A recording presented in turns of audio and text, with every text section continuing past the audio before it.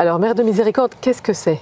Alors Mère de Miséricorde, c'est une association, une fraternité de laïcs qui a été créée en 1982-83 et qui a eu comme vocation depuis le départ d'écouter les mamans en détresse. C'est-à-dire les mamans qui attendaient un bébé et qui étaient dans une telle détresse qu'elles hésitaient à le garder.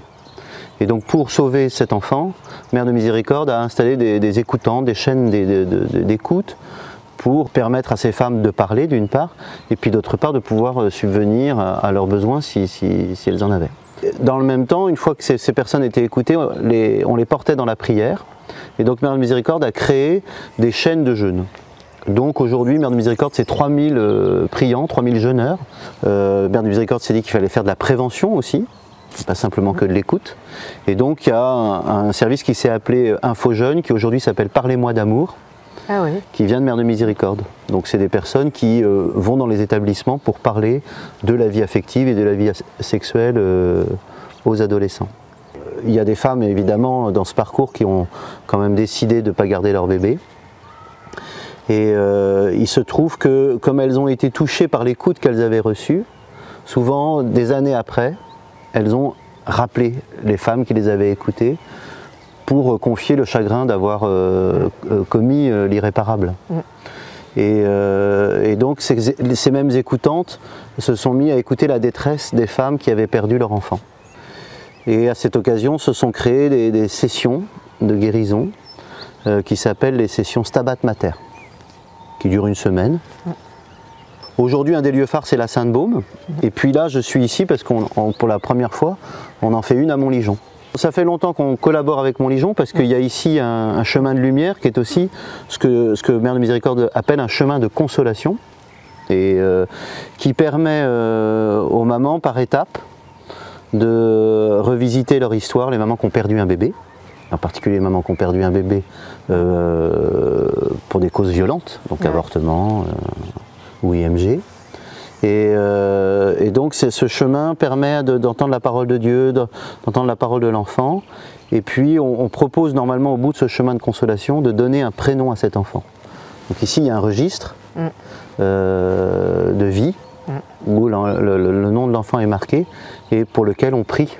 Parce que le sanctuaire évidemment prie pour ici les âmes défunts. Donc c'était un peu évident que ces enfants soient priés et accueillis par Notre-Dame de Montligeon. Donc ce chemin en fait il commence là et puis voilà, ça c'est la première station, exactement. Donc là on voit Marie-Madeleine. Ah oui. Donc c'est le lien avec la Sainte-Baume. Et voilà. On a un chemin aussi à Ars et on va avoir un chemin à Pontchâteau. Et puis on a un chemin bien établi aussi dans une paroisse à la Garenne-Colombe. Et alors là, le registre dont vous parlez, sur lequel on peut inscrire le prénom de l'enfant, où est-il ici à Montligeon? Alors je crois qu'il est dans la chapelle des petits, des enfants.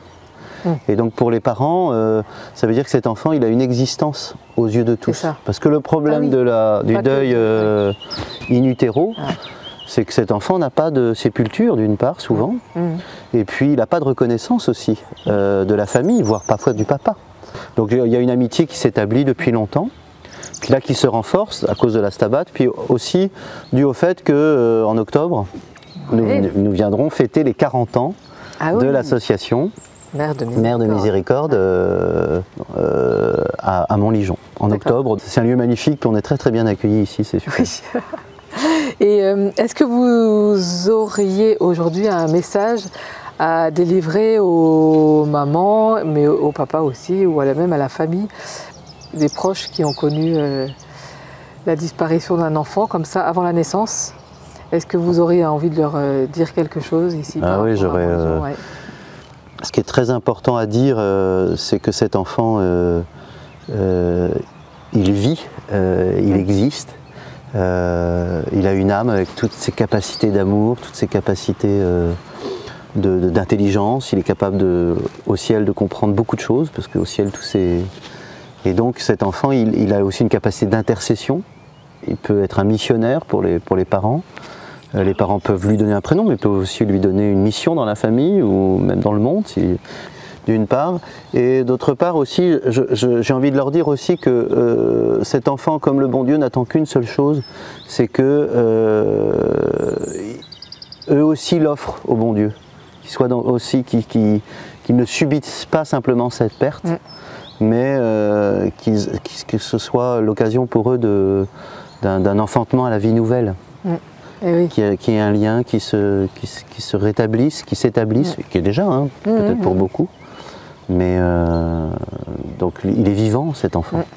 Il est vivant et il est dans les bras de la Sainte Vierge. Oui. Je dis souvent, vous savez, on voit toujours la Sainte Vierge avec le petit Jésus.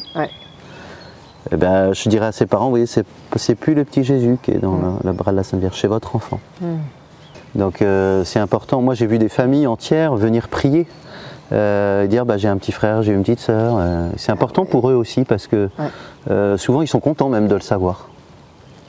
D'avoir un intercesseur au ciel pour eux. Un peu une étoile dans la nuit hein, aussi. Hein. Bah oui.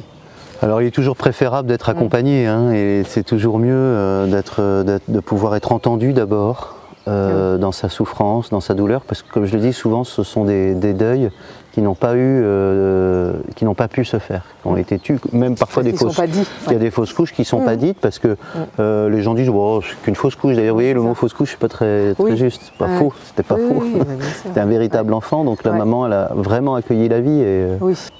Et ici à Montligeon, ce qui est bien, c'est qu'il y a des prêtres, il y a des religieuses, il y a des laïcs, enfin il y a une capacité d'accueil qui fait que ce genre de chemin ne peut ne pas se faire tout seul. Voilà, et donc il y a, dans le carnet là, que vous avez, donc vous avez un petit carnet que vous avez édité, là, Chemin de Consolation, où il y a chacune des stations qui est bien expliquée. À la fin, il est proposé en effet qu'on rencontre quelqu'un, il y a des numéros de téléphone et puis on peut ici s'adresser à l'accueil pour avoir un accompagnement spécifique. Donc pour nous c'est très important à Mère de Miséricorde de travailler avec des sanctuaires comme celui de Montligeon qui sont capables d'accueillir ce genre de souffrance quoi, de deuil. Exactement. Pas simplement dans la prière, pas simplement dans la vie spirituelle, mais aussi dans l'accompagnement humain, parce que Dieu s'est fait homme. On propose aussi à des personnes qui ont des souffrances chroniques importantes, de pouvoir être associées à la prière de manière presque perpétuelle.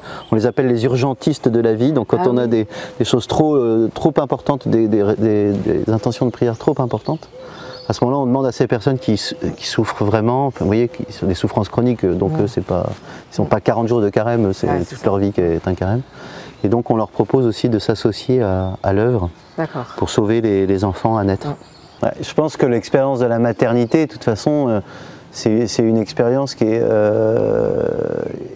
éminemment, qui rappelle ce que c'est que l'amour conjugal.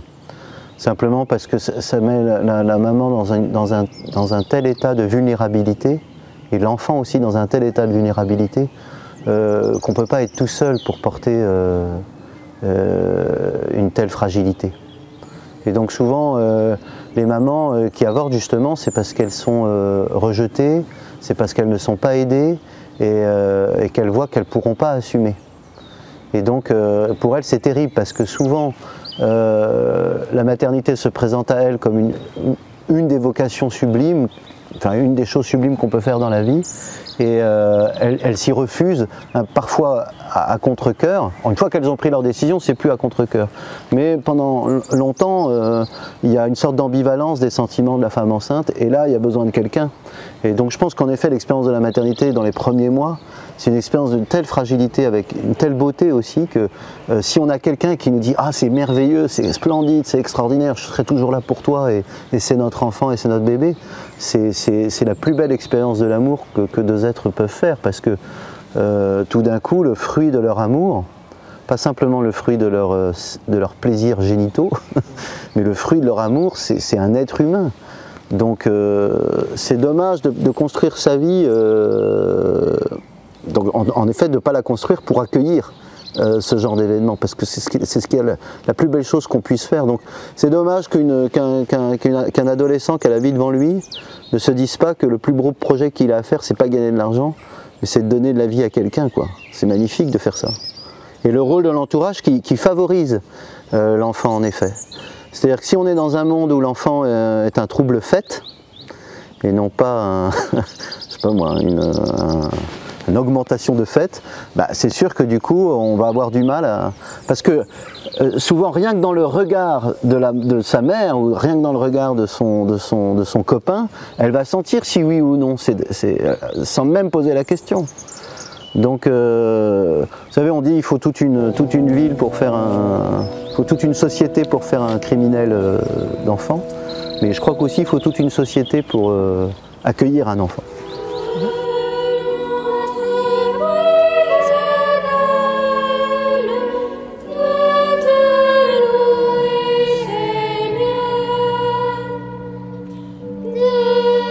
Chanter